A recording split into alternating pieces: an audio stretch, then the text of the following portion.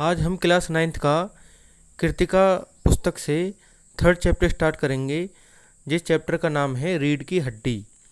और इस पाठ के लेखक हैं जगदीश चंद्र माथुर। और इस पाठ में लेखक ने समाज में व्याप्त जो रूढ़िवादी सोच है, जो ऑर्थोडॉक्स लोग जो होते हैं, रूढ़िवादी सोच पर क्या किया है, कटाक्ष किया है। अब जितना विचित्र पाठ है, उसी अनोखे ढंग से इस पाठ को हम समझेंगे। लेखक ने सदियों से चली आ रही परंपरा पर कटाक्ष किया है। इसमें लेखक बताता है, अब शुरुआत जो चैप्टर की होती है ये एक एकांकी है। एकांकी का मतलब होता है, ये गद्य की एक विधा है कि उपन्यास का ही एक पाठ, और जिसको हम रंगमंच पे भी दर्शा सकते हैं। मतलब इसमें करैक्टर दिए गए हैं और उनकी बातें दी गई हैं। लेखक बताता है कि एक तरफ लड़के वाले हैं, दूसरी तरफ लड़की वाले। लड़की जो उमा है वो बीए पास है, पढ़े लिखे लड़के वाले भी हैं। लड़की की शिक्षा को बताना नहीं चाहते लड़की वाले। वो क्यों?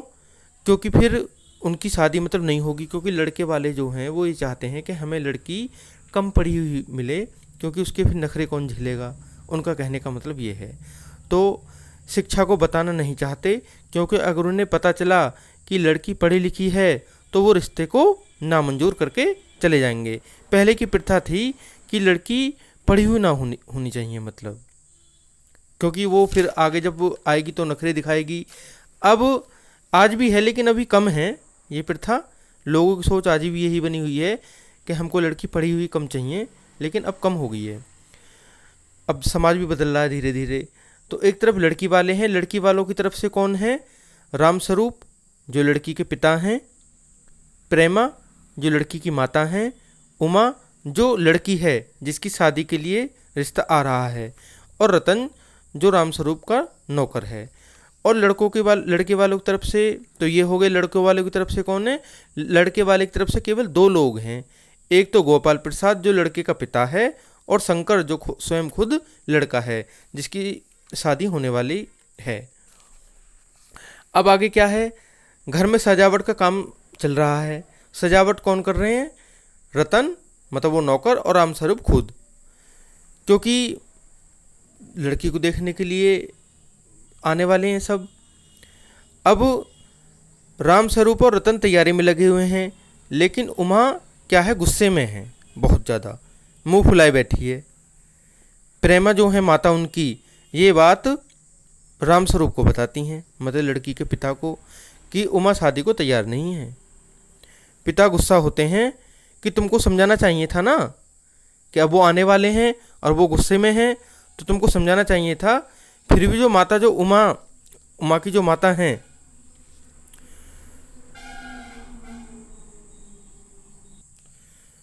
फिर भी वो उन पर ही गुस्सा होती हैं कि तुमने ही इनको पढ़ाया लिखाया है इतना, आखिर तुम तैयार कर लेना। प्रेमा बताती हैं रामस्वरूप सब कुछ तैयार है, लेकिन अब क्या हुआ?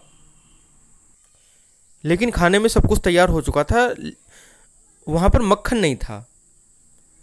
अब रामस्वरूप को गुस्सा होते हैं कि भाई जब सारी चीज़ तैयार हो गई तो मक्खन भी तुमको मंगा लेना चाहिए था। तो वो रतन को मक्खन लेने के लिए भेज देते हैं कि भाई तुम जाओ और तुम मक्खन ले आओ। इतने में ही लड़की वाले आ जाते हैं। दोनों ही वहाँ पर होते हैं, और आने के बाद में आगे क्या होता है? लड़का जो है, लड़का भी ऐसा नहीं है कि वो पढ़ा लिखा नहीं है। लड़का बीएससी कर चुका है और अब लखनऊ मेडिकल कॉलेज में पढ़ता है। गोपाल प्रसाद बैठकर फिर सब बात करने लगते हैं, वहाँ पर बैठ जाते हैं। सभी कुर्सी उर्सी डल जाती हैं, अब वहाँ पर सब बैठ जाते हैं। गोपाल प्रसाद कहते हैं कि जो मैंने सुना है, क्या ये सच है? अब जो लड़के के पिता हैं गोपाल प्रसाद, वो कहते हैं क्या ये सच है कि उमा पढ़ी लिखी हैं? लेकिन अब रामस्वरूप जब सोचते हैं कि इनको तो पता लग गया, लेकिन रामस्वरूप मना कर देते हैं, वो झूठ बोल देते हैं। अब क्या हुआ कि उन्होंने अगर जो सच बोल दिया तो वो रिश्तों को यहीं पर मना कर देंगे। इतने में ही जब बातचीत होती रहती हैं, उमा वहाँ आती हैं और बैठ जाती हैं। उमा के पिता उमा की तारीफ़ करने शुरू कर देते हैं। जो रामस्वरूप है कि इनको खाना बनाना आता है और पेंटिंग बनानी आती है, बहुत सारे काम आते हैं उनको तरह तरह के। और गोपाल प्रसाद जो प्रश्न पूछना शुरू कर देते हैं, लेकिन हर बार उत्तर गोपाल प्रसाद देते हैं, क्योंकि उमा क्यों नहीं दे रही थी, क्योंकि उमा गुस्सा थी। अब गोपाल प्रसाद कहते हैं कि उमा को भी मतलब कुछ बोलना चाहिए। अब रामस्वरूप इतने में कह देते हैं कि तुम भी कुछ जवाब दो। अब इतने में ही क्या होता है कि उमा की नज़र ऊपर उठ जाती है और वो शंकर को देखती है और पहचान लेती है, अरे ये तो वही लड़का है जो हॉस्टल में लड़कियों को छेड़ते हुए खूब पिटा था। अब क्या था, देखो यहाँ पर तो बात वहाँ पे खराब होगी। अब वो उमा के साथ मोल भाव जैसा व्यवहार कर रहे थे कि तरह तरह के उनसे क्वेश्चन पूछ रहे थे। तो अब उन्होंने कहा कि लड़की कोई भेड़ बकरी होती है क्या। गोपाल प्रसाद गुस्से में आए और बोले कि आपने यहाँ हमें बेइज्जत करवाने के लिए बुलाया था। तो अब क्या हुआ, जब गोपाल प्रसाद ने प्रश्न पूछा क्या तुम हॉस्टल से पढ़ी लिखी हो, क्या तुमने हॉस्टल से पढ़ाई की है, तो माँ कहती है कि हाँ पढ़ी हूँ, कोई मैंने चोरी नहीं की, आपके लड़के की तरफ मैंने ताक झांक नहीं की, क्योंकि आपका लड़का तो हॉस्टल के पीछे लड़कियों को छेड़ते हुए पकड़ा गया था। उन्हें तो बहुत बुरा लगा कि उनके लड़के की सारी असलियत सामने आ गई।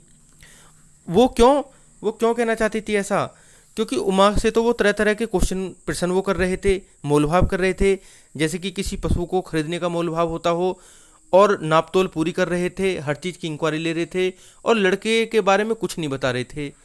तो दिल तो सबके होता है, मन सबका होता, आत्मसम्मान सबका होता है। तो रीढ़ की हड्डी से यहाँ मतलब आत्मसम्मान से ही है। तो फिर गोपाल प्रसाद खड़े हो जाते हैं तुरंत, जब ज़्यादा उनको उमा को बोलते हुए सुनते हैं ना, क्योंकि उमा क्या थी, खुले हुए विचारों की लड़की थी, एकदम स्पष्ट कहने वाली, कोई दबने वाली वो नहीं थी। तो वो वहाँ से चलते बनते हैं, मतलब चले जाते हैं। तो उमा कहते हैं कि जाओ जाओ ज़रूर जाओ, कोई बात नहीं, लेकिन अपने जो लाडले पुत्र हैं, आपके जो सुपुत्र हैं, उनसे ये जरूर पूछना कि उनकी रीढ़ की हड्डी यानी कि उनका आत्मसम्मान है भी या नहीं। वो क्यों, क्योंकि आपने अपने पुत्र को कुछ ऐसा नहीं सिखाया और आप हमसे तरह तरह की बातें कर रहे हो।